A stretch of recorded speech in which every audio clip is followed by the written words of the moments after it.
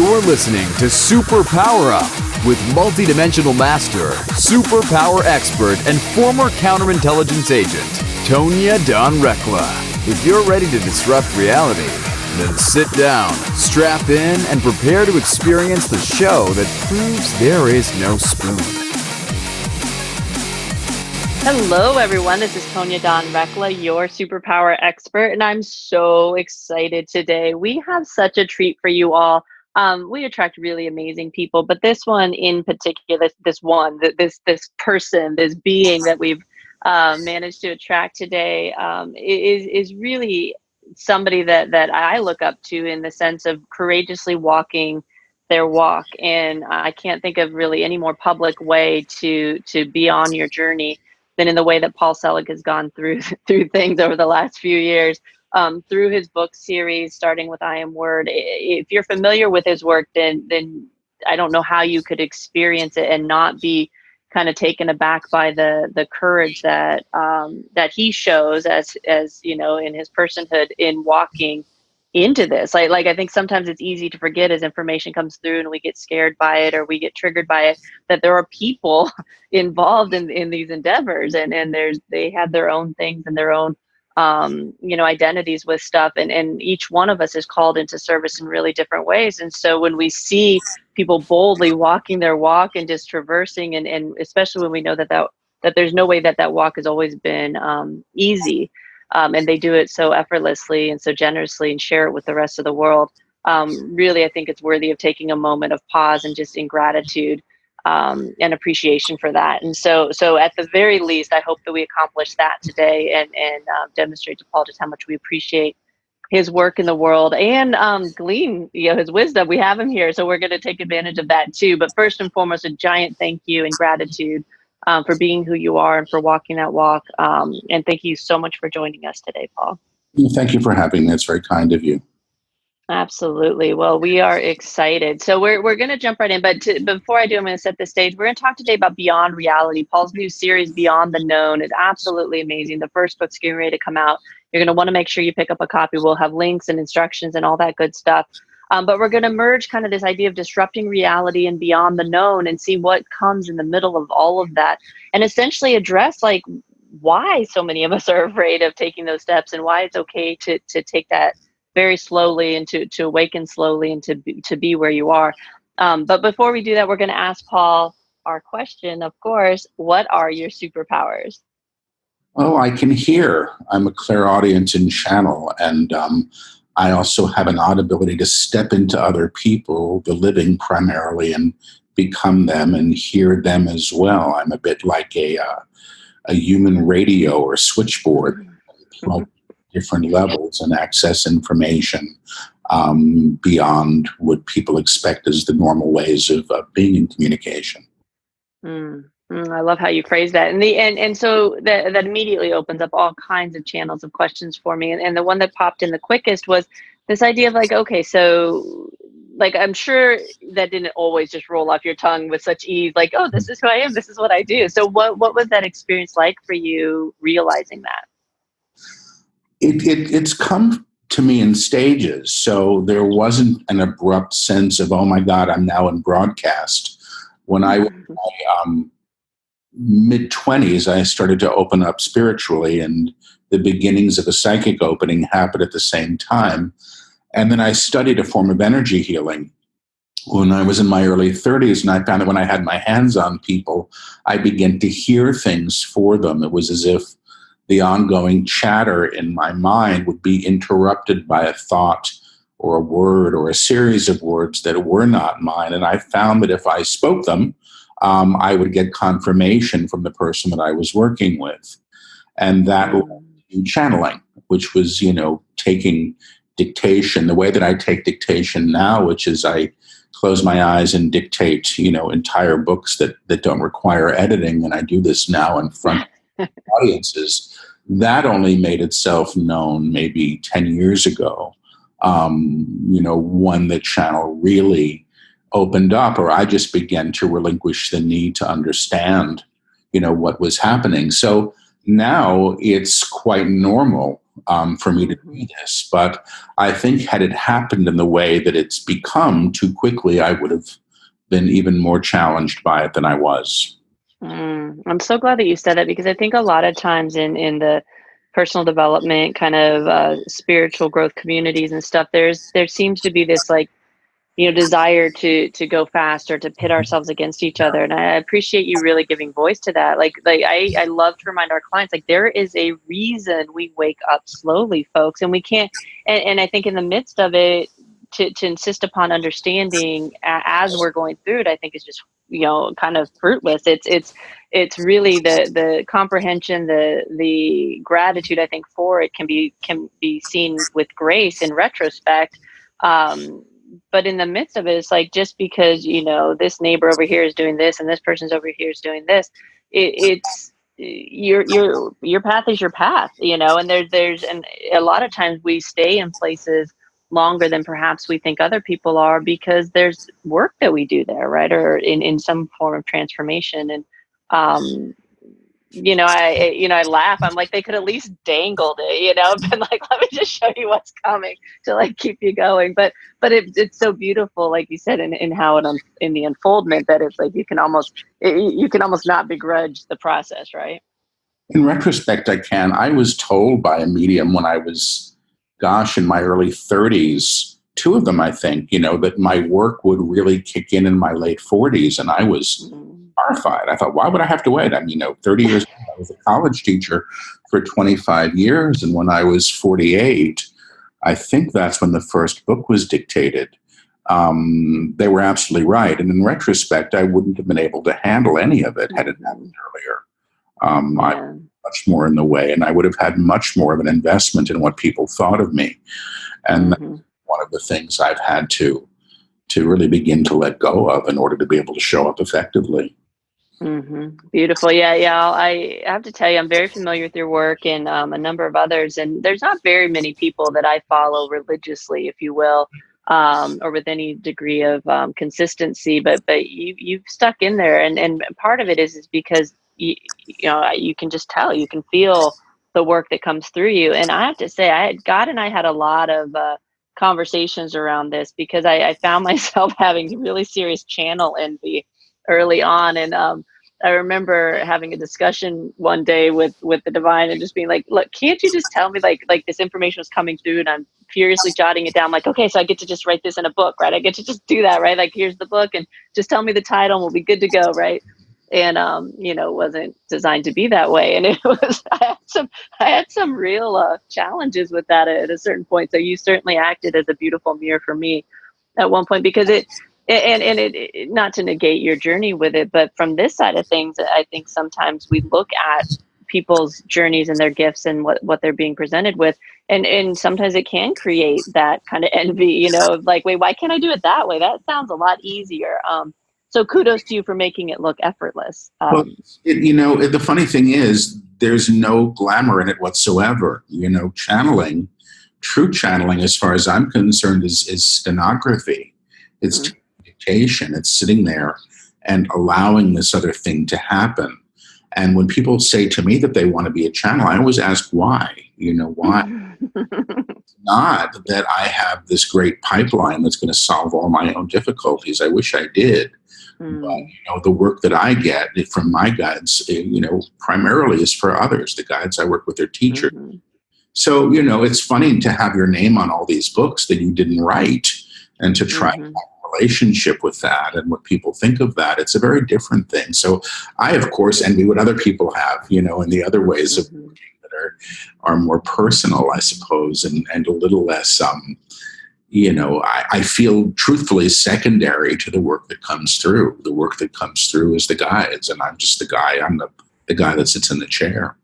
Well, I can affirm for you. Regardless of how it comes, our work is really in threading all of it together and seeing all the various ways and abilities that people are being asked to present right now. And there seems to be that moment, I think, that people get to there even in the work that I do, which is very much synthesis, and it's a constant flow through and everything else. There there was a moment, and there've been many moments of like really feeling like a puppet. I said to my husband one day, I was like, I'm pretty sure I've never had like my own thought, like ever, because and once you start kind of getting into that space and you realize like I was looking around for hidden cameras at one point, like, wait, it's like thinking I'm on the Truman Show or something, like who's really running things around here? There.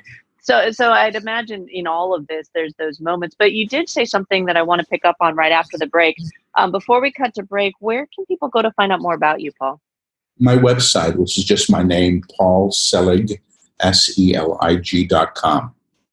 Perfect. And folks, we're talking with Paul Selig today about Beyond Reality. I'm going to ask him a question about what he just got done sharing with us right after we come back from the break. So stay with us and we'll be right back. Are you here to change the world? Do you talk about things like vibration, frequency, awakening, and consciousness? Are you pretty sure you have superpowers? The Superpower Net is unlike normal coaching programs and conscious communities. We provide training, intuitive guidance, peer-to-peer learning, intensive one-on-one coaching, and a high vibrational network of people just like you. When you join the net, you get 24/7 access to a collaborative group of people who support you as you master your personal power and unlock your superpowers. If you're ready to use your superpowers to change the world, then join the Superpower Net today. Visit superpowerexperts.com/the-net to learn more. Awesome. We're back with the Super Power Up podcast of the Disrupt Reality series. We're talking today with Paul Selig about Beyond Reality, specifically about the new work that's coming through and Beyond the Known. But before we jump into that, this is a nice segue, actually. Paul, you were talking about before the break that, that your experience being the channel and this and that, but I did pick up on something at the end of the last book prior to Realization, and it felt like something shifted. Right. That's when you got the invitation to kind of step through, and it just felt, and I could be just overlaying it, but there was this sense that I had that what was going to come next was going to be very different. Mm-hmm. And it felt like it was connected as I'm diving into Realization. It feels like it's really connected into that aspect of their teaching of the I know how I serve. And for whatever reason, it felt like all the gears kind of started clicking together. And so are you experiencing what you do now and how you walk this in a little bit of a different way? I'm beginning to. It's not what I expected. You're referring to the end of the Book of Freedom. And at the end of the Book of Freedom, they invite all their students, across this threshold. And there's all this great excitement, and they're inviting me to come as well. And I'd heard in a reading years prior to that my job was to hold the door, for other people. I was like, well, okay, I guess somebody gets to hold the door. And what I realized in retrospect, is that the door was the books. I was holding this for the books to come through for other people. Beyond the Known, Realization, which is the first book in this new trilogy, really establishes the idea or the energy of what's on the other side of the threshold. The whole book takes place there. And they completed yet another book since then. I finished dictation on it maybe 5 weeks ago. And that's all about the transition between floors, between states of vibration, or octaves, as they say it. And that one really knocked the crap out of me, I have to say, because that really is about the process of divesting the mask and the ways that we negotiate a reality, based on, collective agreement about what should be. So the idea of aligning to the higher octave, which I can feel and experience, especially when I'm channeling, the guides bring everybody up there in a workshop. It's quite something to experience. But the idea of maintaining that vibration seems to require a release of the ideas of who we are and what reality is. And as you said, the point of this is how we serve. The guides say that how we serve is to be the most full expression of the true self, is what they call the divine self, eternal self. At times they say Christ itself. That's the self that by nature of its being lifts what it encounters to what they call the upper room, that other space on the threshold. So I'm beginning to experience what exists beyond sort of the transit, and just glimpses of it. As I said, none of this stuff has been as I expected it. Mm-hmm. Even my ideas of where they were going, when they began, 9 books ago now with I Am the Word, isn't where they've taken us, although they've been extremely explicit about what their plan was. In the very first book, they say, the Christ in humanity is an event that happens. And their definition of Christ is the aspect of the Creator that can be realized in material form. And that is what they're teaching. And realization is the teaching of the upper room and embodiment, the realization of actively being there in form in order to, support the transformation of what we encounter in this sort of collective reality we've chosen to incarnate in. Mm-hmm. Well, and it's so fascinating to me because this is really our space, right? It's the how do you be this here. In our courses, our superpower programs, the courses that came through me were redesign your reality, right? And it was interesting to me because when the information came through that what they call the upper room, they whoever, whatever, however that inspiration comes through me, that it was the abstract frequency. And I had the experience that they speak to, which is that you see, like, it was really surprising to me to experience that and to see everybody there, right? Because a lot of that pecking order kind of echelon thing happens in the developmental communities or transformation communities of like, well, who's where on the thing. And so all of a sudden you get into this space where it's like, wait, everybody's there. And in my own way, that was anticlimactic, right? It was kind of like, wait a second, like what happened? Like, where are we? And everything just has this kind of subtle twist, like cause and effect are different and how we see. And so then how do we stay in that? And I was a counterintelligence agent working for the government when those realizations started happening. And it was exactly what you're speaking to. Like, how do you stay there? How do you exist there? And I was operating in one of the most paranoid, like super like crazy environment that you could probably think of. Like, you want to talk about density, right? The fear is palpable. And here I am trying to like maintain this higher frequency. And it was really challenging, right? I got to play with it and everything. And from all, I mean, that was, over a decade ago. And what's transpired since then, it's interesting to me. And I'm a little weirded out a lot when I experience your material because and I've started charting like all of the similar languages across cultures and echelons, everything else. And how everything's repeated. And so it's really, I don't even know that I'm leading to a clear question. It's just it's so interesting to hear you talk about your experience on the other side of it and the realizations that are coming to you.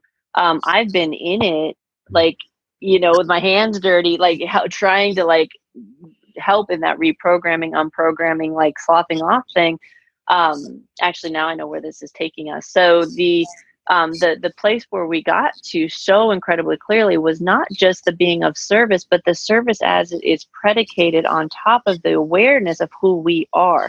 And when all of that started to come through, it all clicked, like all of the information that's come through you, like how it all fit together.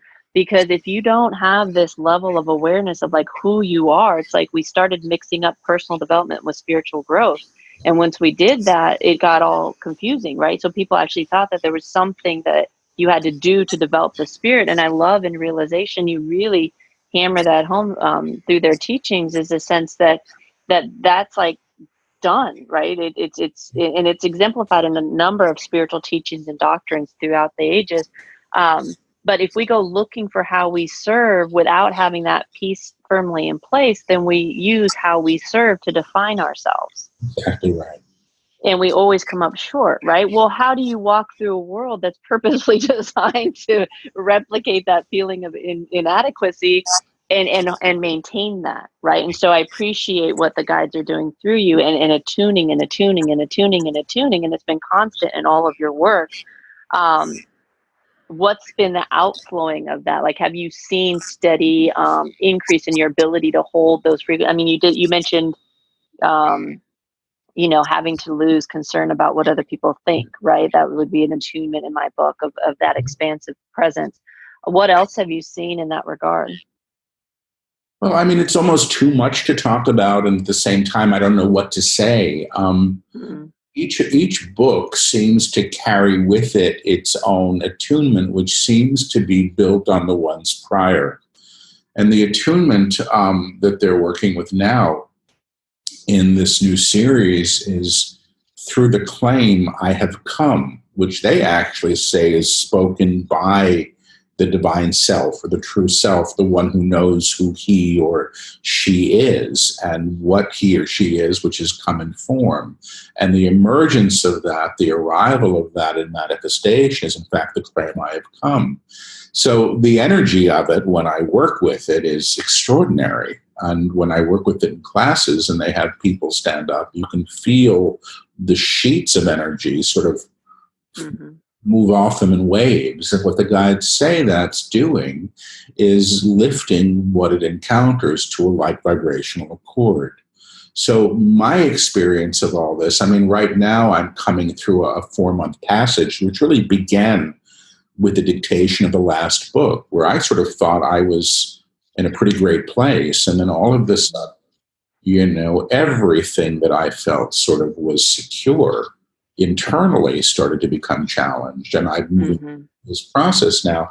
And, I have to say it feels necessary yet again.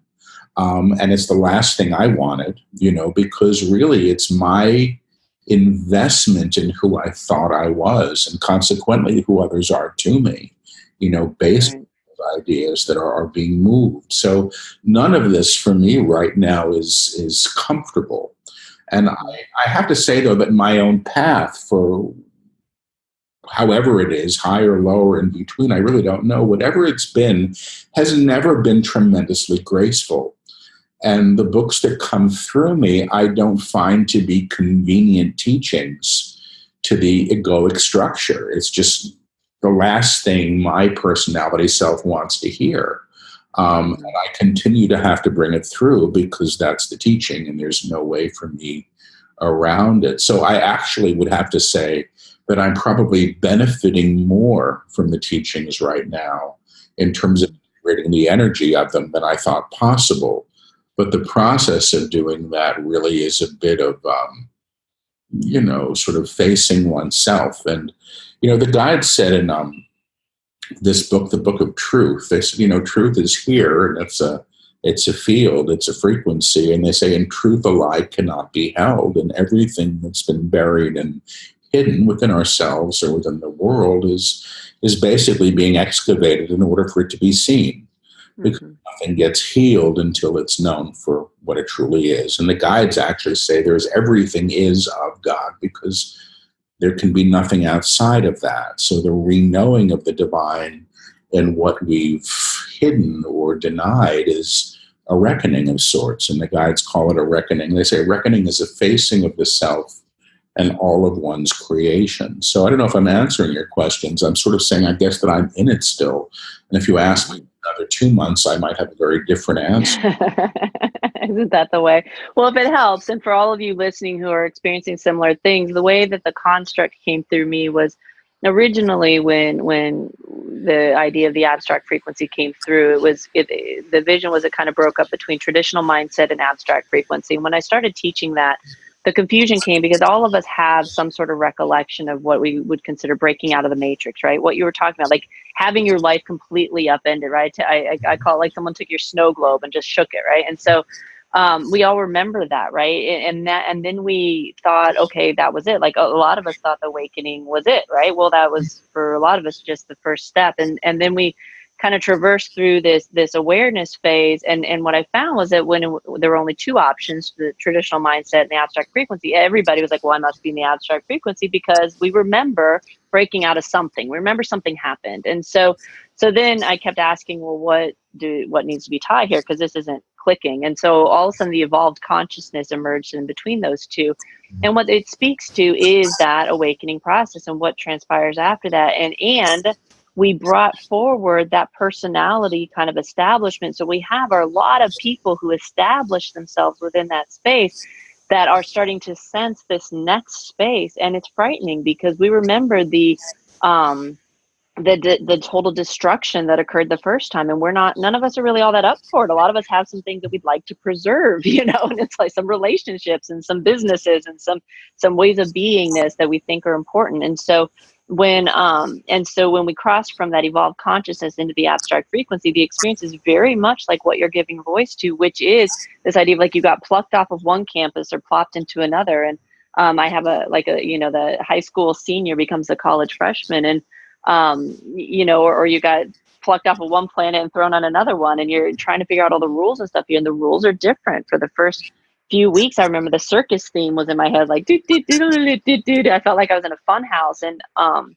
it happens in subtle ways on each of these kind of frequencies, but there is a pretty significant one that people are reporting that seems to have a lot of similarities, which it's just another framework, another construct that we're creating. And I'm sure there's another one beyond that, but it helps, I think, sometimes for our more frail human pieces to be able to go, okay, what the heck is going on here? And whether it's true or not true, or we're just making up stories to make ourselves feel better, regardless, there are those common threads, and what you're reporting is very similar to that. And I know so many of you are going through that. But it's okay to say, I mean, I love the grace with which you speak to it, Paul. It's like who you are, in the sense of like, obviously you're this amazing vessel that brings through this brilliant teaching. And I think people forget, like we don't escape this. Like, you can't fake the funk here, folks. Like, you have to be in it. There's no like skipping steps. And so when you agree to be that in the world, that comes at a cost to us, to the smaller self of us, and that's why I was saying in the beginning, like, there are actually like humans and relationships and situations that exist beyond this work, and we're all reconciling that as well. And so I appreciate you being willing, to give voice to that. Is there you talk about this in process? Mm-hmm. Is there a goal? Like, what is the point of the teachings? This is the kind of thing where I should like step back and see if they want to come through, because the guides have often said it's the small self that seeks enlightenment. The goal, mm-hmm. I expect, is realization, but it's not the realization of the personality self or the deification of the personality structure, the way we've known ourselves in the world. It seems to be what they're teaching, if I'm understanding it, is the realization of the divine as who and what we are at a level of vibration that actually lifts things to what they call the kingdom. And they say the kingdom is the awareness of the divine that exists in all things. But in order to have that realization of the world, for lack of a better word, of the kingdom, you have to be at a level of alignment to hold it. And they say it's not a new teaching, it's an old teaching, and this is how they're bringing it through. Mm-hmm. So it is, to an extent, a teaching of manifestation. They say that, in many ways we were taught that God, or whatever you want to call God or spirit, existed somewhere else, and that the body itself was this unfortunate thing that we walked around in that was, hindering our relationship to spirit. And they're actually claiming the divine in form and working with that. God is all things, including the blood and the marrow. And as this is realized and reknown, everything is lifted. And they say, you can't, if you deny the divinity of form, you're denying the divinity in your own form. You're denying the divinity in everything else that has taken form. And the realization of God as all things comes from the one who knows who he or she is as of God. They say God is not in all things. Mm-hmm. Sorry, I'm like, but if we came from that, and allegedly we are that, then why the journey? Like, why the separation, and to what end? If we can realize it in form, but if we came from that, to what end? To what end, if we already come from that? Well, from what I understand is we've incarnated into this belief in separation, which isn't so. So they're taking us beyond separation, the separation, between ourselves and the ones beside us and source. What have they ever disclosed what prompted the separation? Yeah, basically my sense is that we did it to ourselves. We aligned to fear and we aligned to scarcity, and we began to create from that. I never hear that it came from something external. I know some people go there, and that's not how they've taught us, or they've not taught through me. Maybe one day they'll get into it. But my understanding is we did it. We've aligned to it. I mean, they say again and again in their books, the action of fear is to claim more fear. And then they'll say even fear is of God as well. It just denies it. It just doesn't know it. And so to move beyond fear, and they say if you align to this field that they call the upper room, fear actually doesn't operate there. You have to go back downstairs to get it. And that seems to be where they're taking us to begin to have the experience of non-duality. But if we did it, then the concept of us doing it is in and of itself dualistic. Yeah. So then that still begs the question, where did the dualism come from? Well, I mean, I can ask them if they want to take it today. I don't know if I should be channeling today, but they're saying, why not, if you want to know where you chose this? If you want to know where you chose this, you decreed separation. You decreed separation as a way to learn, an opportunity to evolve, an opportunity to evolve. You're actually in broadcast always. And an aspect of self is always unity, is always in unity and highly aware of it, and highly aware of it is the strata beneath that. It's the strata beneath that you become somewhat trapped in, that you have become somewhat trapped in the idea of good and bad, and the idea of good and bad, good and evil, that in many ways precludes God, that in many ways precludes God from becoming your full expression, from becoming your full expression. To know the self as of God, to know the self as of God has only one requirement, know the same in all things, to know the same in all things. In unification, you move beyond the idea of the barrier, that is separation, We call it an idea, and we call it an idea because, of course, that's what it is, because, of course, that is what it is.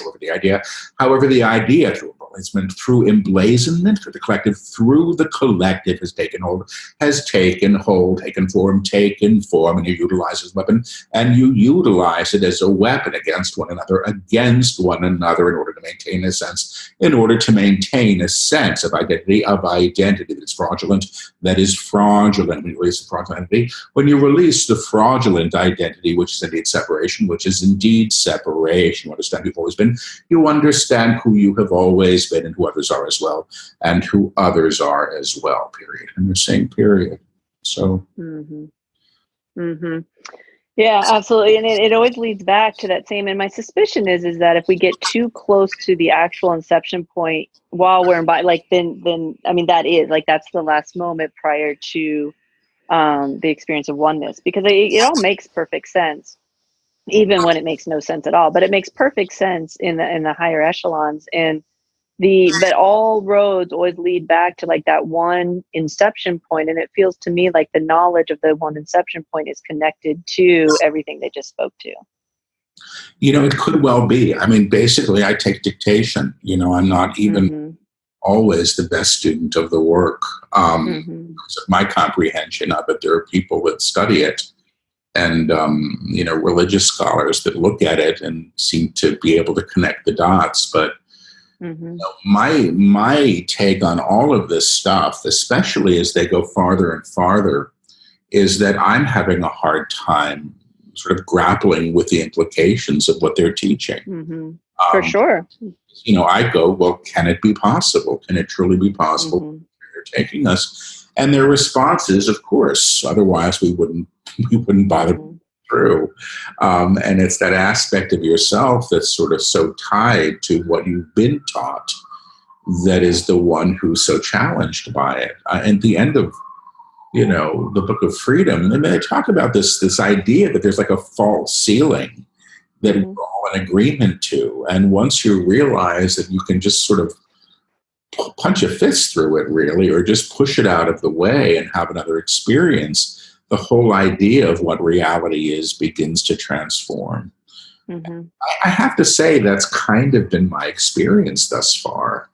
You know, Yeah, mine as well. Like I don't it's not that's why I was saying it's not that far out there. The challenge comes with I had Dean Radin on the show, and if you're not familiar with his work, he's proving psi phenomenon in the laboratory. And it's, but part of the challenge is, okay, why, if we all know this stuff, like there's enough people who get it, who understand it, not so many. Again, the numbers I hear, about 1% of the population get it, and less than 5% of that 1% are actually embodying it, actually living it, right? But that is the next phase of evolution. Like it's not out of altruism. Like you peak your mountain, you climb that mountain, and you get to the top, and it's like, okay, what now? Right. And that's where we've got a lot of people standing. It's like, well, now we got to come together, because there can't be oneness if we think that we're separated. It's impossible. Nothing can be out of reach of that. And so if we know this to be true, and we debunked Newtonian physics decades ago, then it's like, why are we not living as though there is no separation? Well, of course, all the things that you've mentioned, the fear of that, and kind of like, well, wait, do we want that even to be true? And what are the implications? I mean, it's one thing to sit around saying, gosh, you wish dragons were still around, but have you really thought through what that might be like? Like, are we sure we want that? And so I think there's enough people sitting at that tipping point going, okay, I get it. Like, it's kind of undeniable, and it feels rather inevitable, but do we really want this? Like, is this something that we're ready to take on? And there is kind of this undeniability in it, but it has an impact. And the impact is exactly what you're speaking to, which is the unraveling. I say, you have to be willing to look something in the face and deny its existence, because you even have access to clair sensory perceptors and kind of, your own brand of superpowers there. But it's still, you still live your life, and we're programmed as, this is a solid object you're sitting on, and this is, these are walls that we have, and when that starts to dissolve, there are aspects of us that freak out a little bit. yeah, I mean, absolutely. I didn't expect that the work that I do now would become my work, and I actually don't feel terribly special or think of them as powers. I feel sometimes like a savant, this for it. And, I don't know how somebody dictates all these books without editing, but it's just what happens. And my experience navigating this world has always been a challenge. That's who I've been in this lifetime. Do I think it changes and gets easier through this? I mean, I think the awareness of everything you're speaking about is challenging. It's not convenient. It's not convenient for me to step into somebody else and feel what it's like to be them. But it's also fascinating, and it also gives me a very immediate experience of oneness, because if I step into somebody and have, I'm the only guy that I've met, I think, that's had a hot flash, or experienced stuff. I didn't know what the hell to make of it, And you're so cute. Poor woman, and I started burning from the inside out. And I said, what's going on here? And she said, it's me, Yeah. I love it. Well, I can laugh because, that was my experience too. Like I said, I was a soldier. I had a master's degree in critical theory, and I was a counterintelligence agent. And it's like, and all of a sudden, there was these experiences, and one of them was like, they told whatever it is, like, to go energetically, to go into my husband's body. And I was like, okay, cool. Now I'm like hanging out, and I'm like, cool, here you are, like, oh, this is what this feels like. And all of a sudden I was like, what am I doing? Like, was this a good idea? Like, it was just that, I don't know if I'm just naive enough or obedient enough or what it is. But I had very similar, I still have very similar experiences when new curriculum comes through me or whatever. And it's like, what do you do? People are like, oh my gosh, you're so good. And this is this. And you're kind of like scratching your head going, what? Like, this isn't like, and it, not only does it not feel very special, it feels kind of, like I've certainly had my moments of feeling used, of kind of wanting to stomp my foot. And in fact, I had an experience like that. I was being taken through a number of visions around like the matrix concept. I mean, I've seen just about every kind of modality that's conceivable because I needed to see the similarities in all of it. And I remember in the Matrix ones, which wasn't really my cup of tea, I was like, can we go back to fairies and, unicorns? But it was, I'm sitting here in this vision and I finally just said, stop, like, what is going on here? Like, why am I doing all of this? And that's when the realness of it kind of started to hit home. And it was like, this isn't preparation. Like, this is what you're doing. It's like, okay, but for what purpose? Like, why am I doing this? And again, the awareness of, to awaken people, like to open this up, to bring this here and to do this work. And I remember like really sitting that, and it was very similar to how I felt when I first became a counterintelligence agent. And I remember they brought me a stack of files and sat it on my desk. And they said, these are the current cases. We want you to read up on them. And I sat there for 30 minutes and stared at those files. Mm-hmm. And I just knew that was information I could never not know. Yeah. And it was a rabbit hole that once I started going down, I wasn't going to be able to come out of. And, I could move beyond it, but I wasn't ever going to be on this side of it again. And I finally started reading them and I was like, shit, I don't think I wanted to know this. And, by then it was too late, but it had the same kind of feel of like, I don't know that I want to do this, and yet the inevitability of you're going to do this, like, this is what you're doing, you've already done it, like, just, it's okay. And then I started negotiating, I was like, okay, fine, I'll do it, but, or I'll do it, but, and that's, you hear God laughing a few times at you and you realize, but it's, that was the experience. And it's like, and those moments still come up, they fewer and further between, and the resistance isn't as strong. But I think it's important to speak to that. I really do, because I know so many people who listen to our shows are sitting in those spaces. And it's like, not only like you struggle with the, wait, am I really that special? And wait, I'm not that special because everybody's that special. But then why am I doing it? And do I really want to give up like these shallower versions of reality? And regardless of how many holes we can poke in them, it's comfortable. It's what we know. So we're not real apt to walk away from them. And so I think this is a part of the work that a lot of us don't hear enough. And the camaraderie in, like, this is real people trying to walk through this stuff. And it's okay, and certainly you can learn from others' mistakes, but you have your own journey to walk, and you don't have to do it alone, and you can have support. But there's a lot of people walking that right now who are terrified and who feel very alone. So again, I thank you, Paul, for your transparency with that. Of course. I don't know how else to show up for this. I have to tell people I'm not a spiritual teacher. I'm not a guru. I'm the guy that sits in the chair, and I'm fine doing that. And I'm a student of the work that comes through me as best I can be. And beyond that, I'm just here, Mm-hmm. I mean, are you open to becoming that, to being like, do you think can you see forward to a time when it's not so much the channeling, but it is like you are that? I'm more present in the work when I first started doing workshops. I mean, the books only started coming through me in 2009. So it's been 10 years and, about 8 books so far in that time. When I would initially do workshops, I would introduce myself, and then I would close my eyes, and I would come back at the end of the weekend as Paul and say, thank you all for coming. And the guides would teach the entire thing.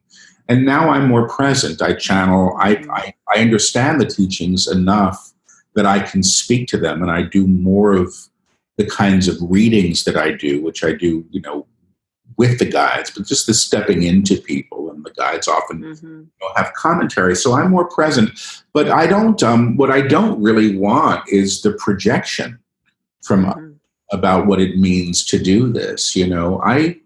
I taught at NYU for 25 years. I really loved it. I loved being a teacher. It's a part of who I am. And I think that's something that does get utilized. I know how to show up for students, so I'm able to show up for this and for the channeling.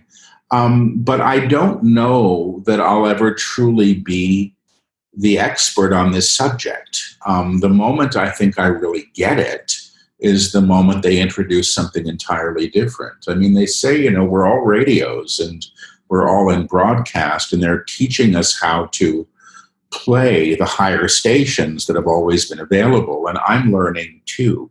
So if I do ever get to that place where I'm there and I can say, boy, I'm really embodied now, which would be remarkable, perhaps that does happen, but it's not something that I'm demanding, or even necessarily aspiring to. Which probably means that it's inevitable.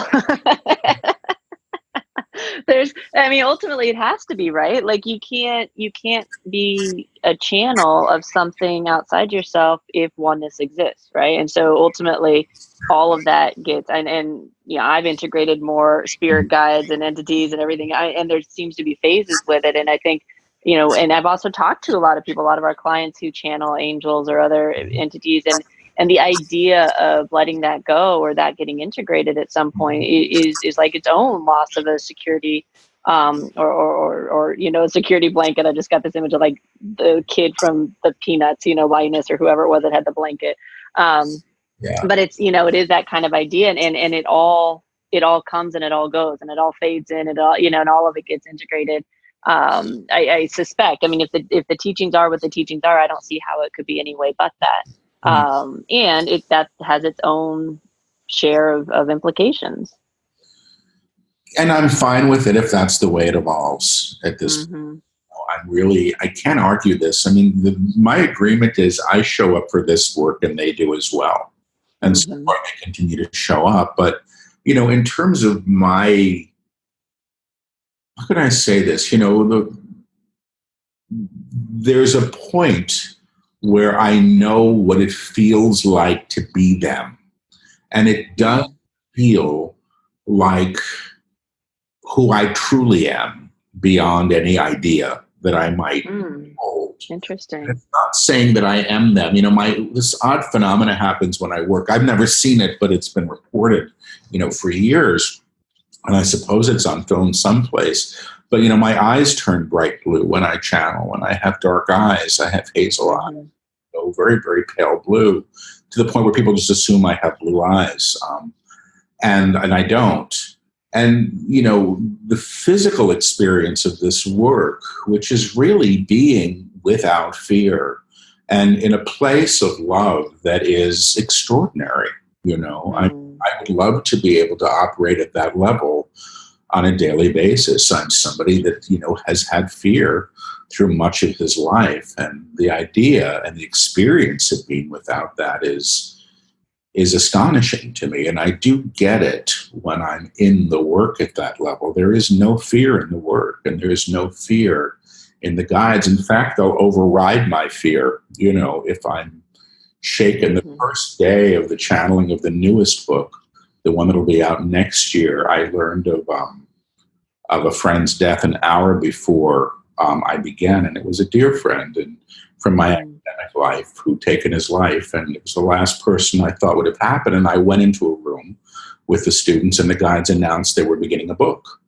And I'm so destabilized by the news that it's the last thing I ever would have thought could have happened. And that's when they began the new book. And the entire book really came from places of destabilization of how I thought I should be or what it meant to be ready. Wow. Anyway. And in some ways, I suspect that was, I'm not going to say intentional, but utilized well, because I could have cared less what came out of my mouth during that period. I just wanted to get through it. And so I understand that what's on the other side of this is a kind of peace that's real. And I know it because I've had the experience of it. But is it yet where I operate from? No. I hope one day. But I don't know if I can guarantee, truthfully. Beautiful. Well, I appreciate your candor, and what a beautiful gift that you're giving to the world. And I know that at times it probably seems a little bit I'm sure there's lots of words we could come up with, but it is your path, and you're walking it beautifully. And all we can ask is accountability and transparency and honesty. And I believe that you do that generously. And again, we appreciate that. Thank you very much. So for all of you out there, I know we have a lot of Paul Selig fans who listen to us. You're going to love Realization and the new Beyond the Known series. Make sure you check it out. We're going to have links for you. And if you want to, obviously, if you're not a Paul Selig fan, which I'm not sure why you're not, you should be. And so go to paulselig.com and check him out. Check out his work. Paul, are there any last bits that you want to leave our audience with? Anything you'd like to share before we sign off? No, really. I'm grateful to be here, and I'm always pleased to find out that there are people that are working with this material and being helped by it. So thank you. Well, beautiful. Well, thank you. And to all of you out there, as always, we appreciate your loyalty, and we love that you listen and are sharing with your friends. And over 1 million downloads a month is awesome. And we love to see that number grow. So thank you so much. We're nothing without you all. So until next time, go out, uncover your superpowers, and change the world. Take care, everyone. Are you ready to discover your superpowers? Go now to superpowerexperts.com and take the superpower quiz today.